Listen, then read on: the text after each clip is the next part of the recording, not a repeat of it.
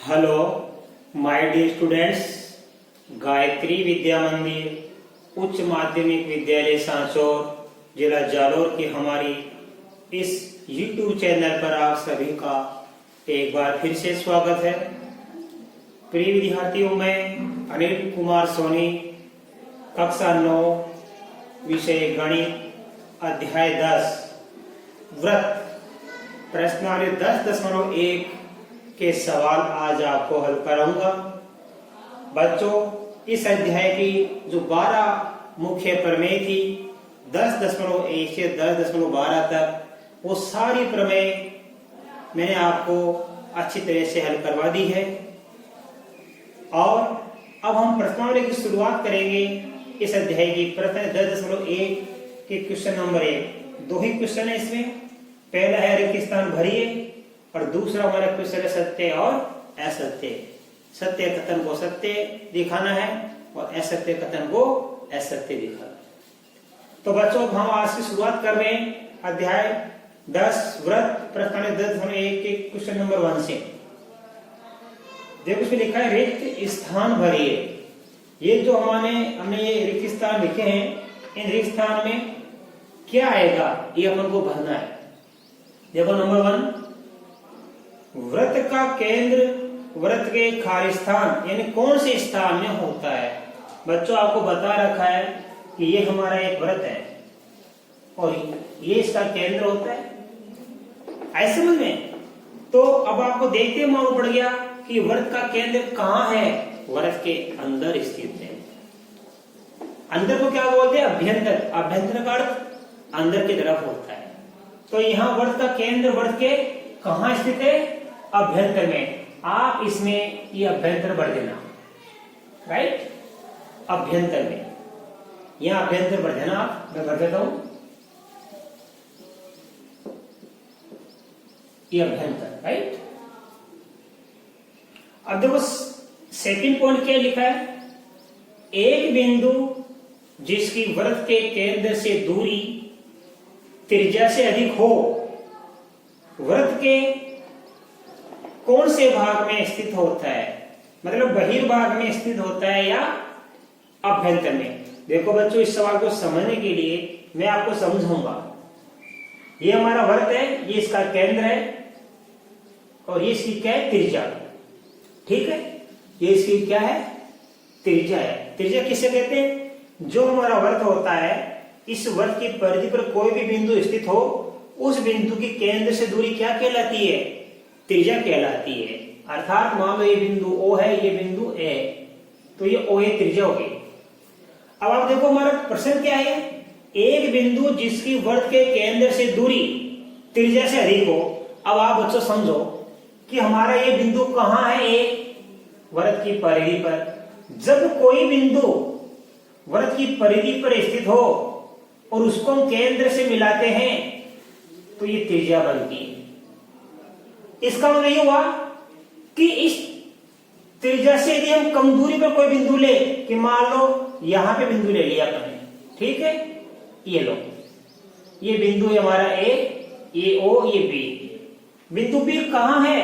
वर्त के अंदर स्थित है। तो आपके समझ में आ गया कि वर्त के अंदर जब कोई भी बिंदु होता है तो उस बिंदु की केंद्र से दूरी क्या होती है? त्रिज्या से कम होती है। मान लो अपने बिंदु यहां ले लिया, क्योंकि ये तो सभी क्या त्रिज्या है, ये सब तो क्या है? त्रिज्या है। हमने बिंदु यहां लिया वर्त के अंदर, तो ये दूरी इस केंद्र से इस बिंदु की दूरी क्या है? इस त्रिज्या से कम है। हमारे सामने क्या लिखा है? एक बिंदु जिसकी वर्त के केंद्र से दूरी क्या हो? त्रिज्या से अधिक हो। तो बता दो, यहां से लेके ये बिंदु है, तो ये तो हो गई त्रिज्या। हमारा बिंदु क्या है? वर्त के केंद्र से दूरी। देखो, एक बिंदु जिसकी वर्त के केंद्र से दूरी क्या है? त्रिज्या से अधिक। तो जब बिंदु की दूरी केंद्र से जो हमारा ये हमारी त्रिज्या नहीं है, त्रिज्या इस त्रिज्या अधिक हो, तो बिंदु कहां होगा? बाहर। मान लो ये बिंदु यहां ले लिया अपने, P बिंदु ले लिया। अब P बिंदु को हम इससे मिलाएंगे, तो बताओ ये P बिंदु कहां है? वर्त के बाहर स्थित है। और ये OP दूरी किससे अधिक है? OA से अधिक। तो कहने का मतलब जब बिंदु वर्त के बाहर स्थित होता है तो उसको केंद्र से मिलाने वाली दूरी त्रिज्या से अधिक होती है। इसका मतलब ये हुआ कि वर्त एक बिंदु जिसकी वृत्त के केंद्र से दूरी त्रिज्या से अधिक हो, वृत्त के कौन से भाग में स्थित होता है? बाहर। देखो ये दूरी ओपी, ये ओपी बड़ी है किससे? ओए से, अर्थात ये पी बिंदु कहां है? बाहर है। तो देखो एक बिंदु जिसके वृत्त के केंद्र से दूरी त्रिज्या से अधिक हो तो वृत्त के बहिर्भाग में स्थित होता है। इसमें ये आएगा बहिर्भाग, राइट? यहां पर देना बहिर्भाग।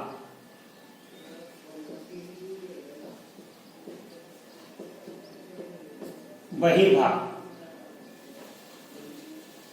ठीक है। अब देखो इसका थर्ड पॉइंट क्या लिखा है? वृत्त की सबसे बड़ी जीवा वृत्त का क्या होती है?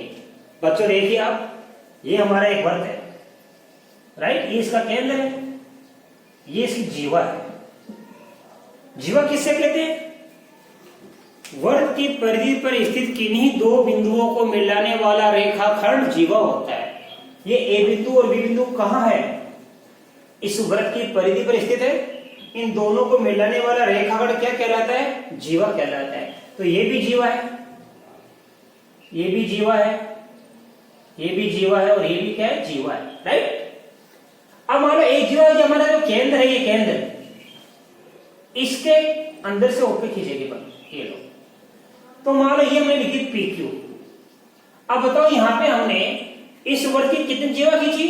1 2 3 4 5 जीवा खींची। सबसे छोटी जीवा ए बी है और सबसे बड़ी जीवा कौन सी है? पी क्यू है। समझ आ रहा है आपके? सबसे बड़ी जीवा कौन सी है? P Q.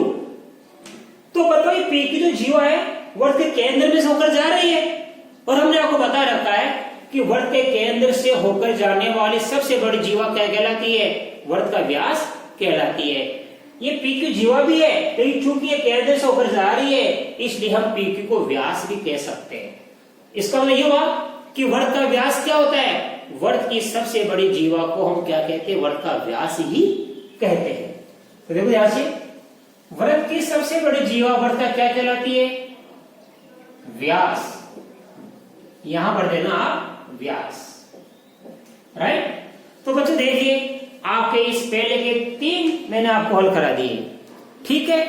वृत्त का केंद्र वृत्त के अभ्यंतर में स्थित होता है। ये देखो एक बिंदु जिसकी वृत्त के केंद्र से दूरी त्रिज्या से अधिक हो।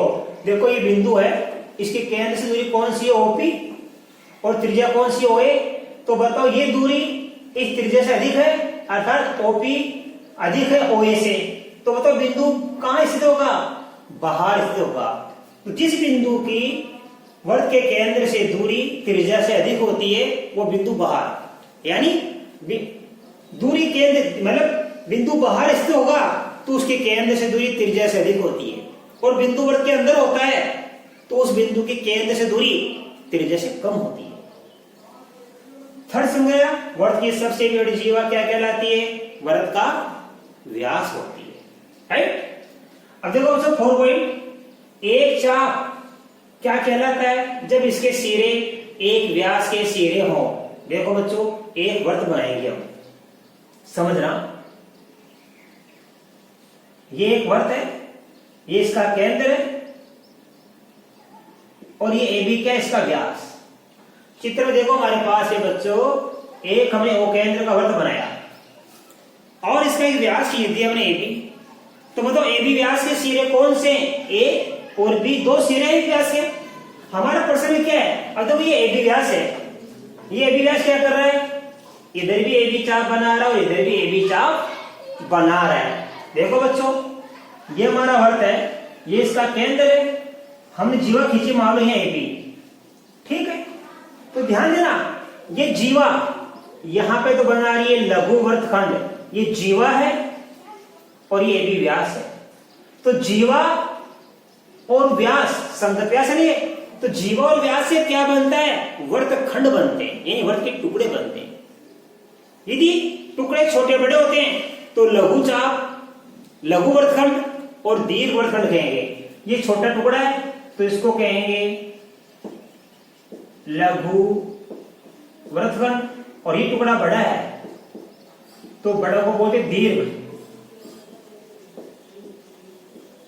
दीर्घ वृत्तखंड। लेकिन चूंकि हमारा प्रश्न क्या है, एक चाप क्या कहलाता है, जब इसके सिरे एक व्यास के सिरे हो। देखो बच्चों, ये हमारा व्यास है ए बी।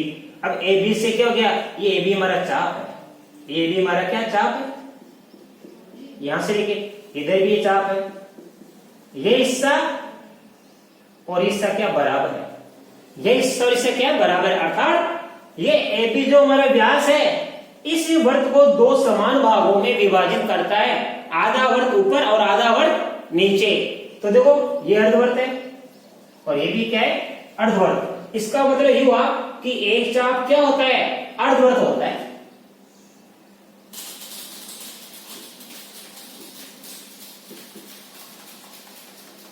एक चाप अर्धवर्त होता है कब, जब इसके सिरे एक व्यास के सिरे हो।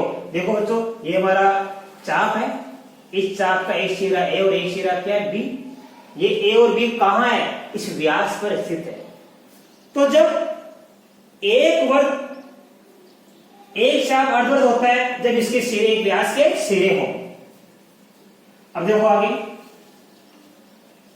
आगे लिखा वर्तखंड एक चाप तथा रिक्त स्थान के बीच का भाग होता है। अभी हमने आपको सिखाया, देखो ये वर्तखंड है, ये क्या है, तो यहां से लेके ये क्या है, चाप, ये क्या है, चाप, और यहां से लेके ये क्या है, जीवा। तो ये जीवा और ये क्या है, वर्त, ये चाप है। तो ये चाप है और ये जीवा है। तो जीवा और चाप से मिलकर क्या बनता है, वर्तखंड बनता है। तो यह क्या लिखा है, वर्तखंड कैसे बनता है, एक चाप तथा जीवा के बीच का भाग होता है। देखो यहां पे हमारी क्या है, एक चाप है और ये हमारी जीवा है, तो इसका क्या कहलाएगा, वर्तखंड। इधर देखो ये हमारी जीवा है और ये चाप है। तो ये चाप क्या है, दीर्घ चाप, ये लघु चाप। तो दीर्घ चाप से क्या बनता है, दीर्घ वर्तखंड, और लघु चाप से बनता है लघु वर्तखंड। तो वर्तखंड क्या होता है, एक चाप तथा जीवा।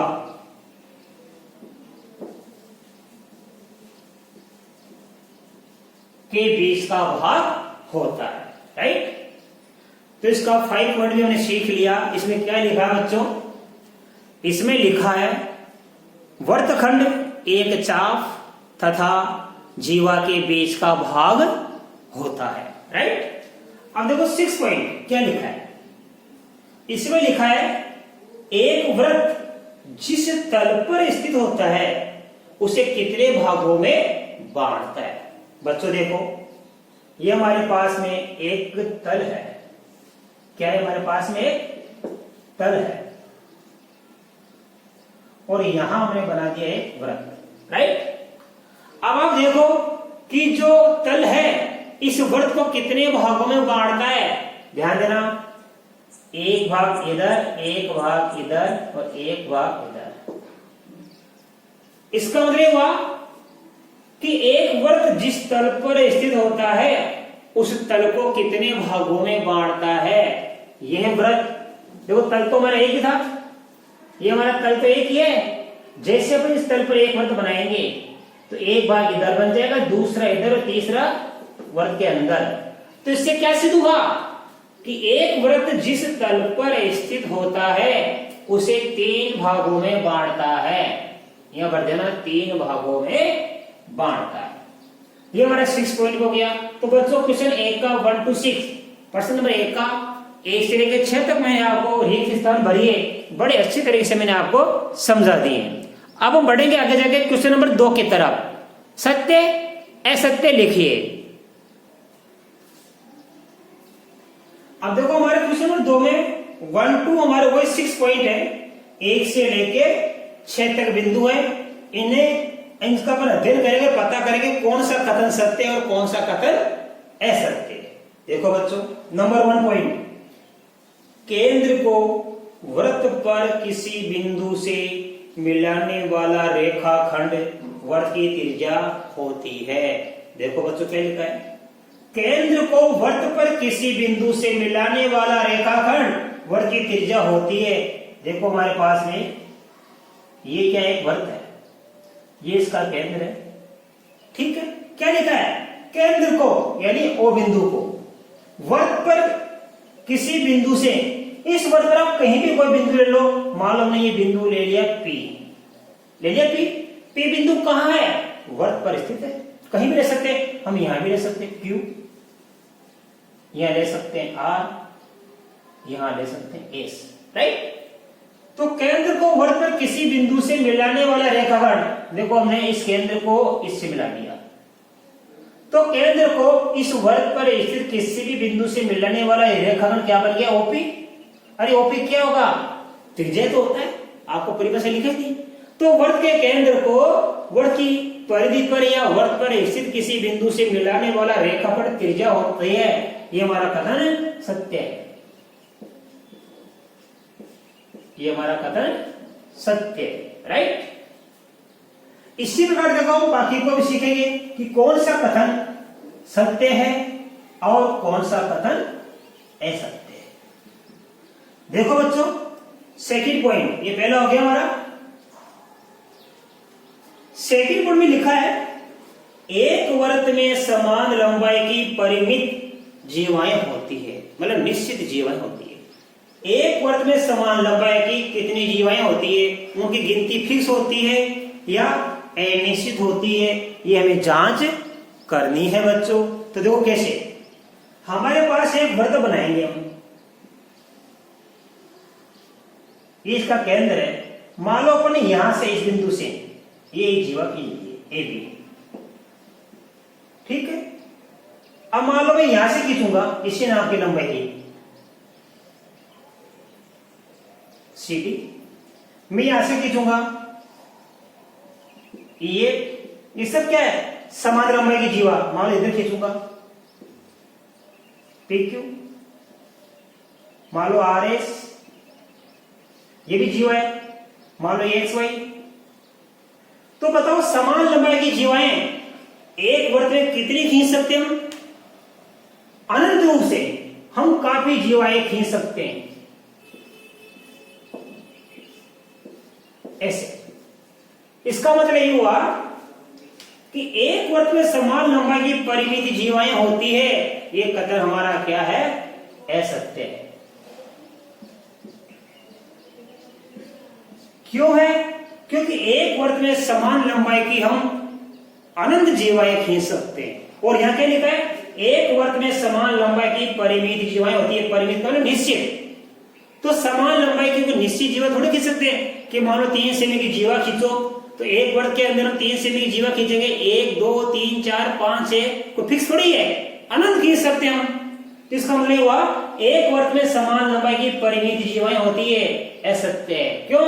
क्योंकि हम एक परिमित रूप से अनंत रेखाएं खींच सकते हैं। अब देखो बच्चों, आगे बढ़ते हैं, हम सीखेंगे पॉइंट नंबर 3। इसमें लिखा है एक वर्त को 3 बराबर चापों में बांट दिया जाए तो प्रत्येक भाग दीर्घ चाप होता है। देखो बच्चों, इंपॉर्टेंट थर्ड पॉइंट, ये हमारा एक वर्त है, ये इसका केंद्र है। हम इसको क्या करेंगे? बराबर चाप, 3 बराबर चापों में बांट देंगे। देखो ध्यान से,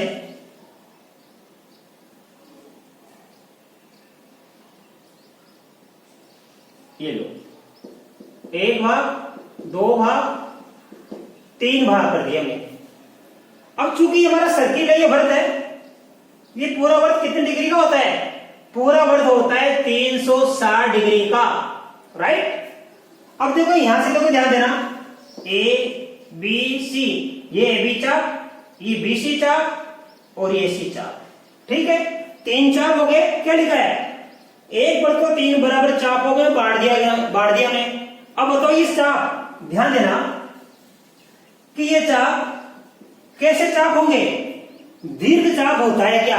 हम इसकी जांच करेंगे कि दीर्घ चाप होता है या नहीं। तो देखो बच्चों, ध्यान देना, 3 चाप है बराबर के, तो 3 का भाग देंगे 120 डिग्री, 120 डिग्री। ये कोण भी 120 डिग्री, ये भी 120 डिग्री और ये भी 120 डिग्री, ठीक है। तो प्रत्येक कोण कितना हुआ?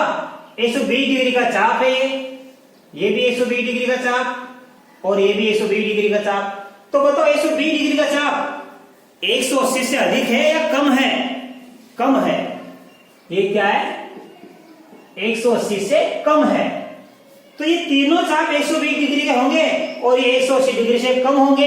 इसका मतलब क्या हुआ कि ये तो लघु चाप हो गए। 180 डिग्री से कम चाप वाले क्या कहलाते हैं? लघु चाप। और 180 से अधिक होते क्या कहलाते हैं? दीर्घ चाप। तो इसका मतलब क्या लिखा है कि एक वर्ग को 3 बराबर चापों में बांट दिया जाए तो प्रत्येक भाग दीर्घ चाप होता है। ये कथन हमारा क्या है? असत्य है। राइट। अब देखो चौथा, वर्ग की एक जीवा जिसकी लंबाई त्रिज्या से दुगनी हो। आए समझ में? वर्ग की एक जीवा जिसकी लंबाई त्रिज्या से दुगनी हो, वर्ग का व्यास होता है। बच्चों आपको अच्छी तरह समझा रखा है। ये हमारा क्या है? वर्ग है। इसका केंद्र क्या लिखा है? वर्ग की एक जीवा जिसकी लंबाई त्रिज्या से दुगनी है। मान लो ये क्या है? ओपी क्या है? त्रिज्या। ठीक है। अब मान लो इसको आगे तक बढ़ा देंगे हम। तो देखो ये QO बराबर OP, ये क्या है? R। यानी यहां से लेके ये भी त्रिज्या है और यहां से लेके ये भी त्रिज्या है। आए समझ में? तो ये QP किसके बराबर हो गया? QP बराबर हो गया OQ प्लस OP। तो QP बराबर हो गया R प्लस R बराबर क्या हो गया? 2R। तो ये QP क्या है? ये QP इस वर्ग का व्यास है। ये QP क्या? इस वर्ग का व्यास है जो कि त्रिज्या का क्या है? दुगुना। त्रिज्या का क्या है? दुगुना। तो वर्ग की एक जीवा जिसकी लंबाई त्रिज्या से दुगनी हो, वर्ग का व्यास होती है। ये कथन हमारा क्या है? सत्य है बच्चों। राइट। अब देखो अगले में लिखा है हमारे पास में कि त्रिज्यखंड जीवा एवं संगत चाप के बीच का क्षेत्र होता है। देखो बच्चों ये हमने क्या बनाया? एक वर्ग को केंद्र वाला। अब त्रिज्यखंड क्या होता है? देखो ध्यान से, ये केंद्र हो, ये इसकी त्रिज्या OA और वो भी क्या त्रिज्या है, ये दोनों। और ये AB क्या है? AB का चाप। तो ये कहलाता है त्रिज्यखंड। ये क्या कहलाता है? त्रिज्यखंड। तो त्रिज्यखंड किससे बनता है? इस त्रिज्याओं से और चाप से। तो त्रिज्या और चाप से क्या बनता है? त्रिज्यखंड। यहां क्या लिखा है? जीवा एवं संगत चाप। तो देखो बच्चों ये क्या वर्ग? ये इसका केंद्र है और ये इसकी जीवा है। आए समझ में? तो देखो ये तो है जीवा। आए समझ में? और ये क्या? चाप। तो जीवा और चाप से क्या बनता है? ये बनता है वृत्तखंड। तो त्रिज्यखंड जीवा एवं संगत चाप के बीच का क्षेत्र होता है। तो देखो ये असत्य है। बनता है त्रिज्या और चाप से। त्रिज्या और चाप से क्या बनता है? त्रिज्यखंड। जबकि जीवा और इस चाप से क्या बनता है? वृत्तखंड बनता है। वृत्त एक समतल आकृति होती है। देखो एक वृत्त जिस तल पर स्थित होता है उसे 3 भागों में बांटता है। इसका मतलब क्या है? वृत्त एक समतल आकृति है क्योंकि वो किसी समतल पर बनता है। तो वृत्त क्या है? एक समतल आकृति है। यह कथन हमारा सत्य है। इस प्रकार बच्चों हमने आज प्रश्नावली 10.1 बड़ी अच्छी तरह से सीख लिए और बाकी अगले प्रश्नावली में आपको कल के वीडियो में सिखाऊंगा। तब तक के लिए धन्यवाद।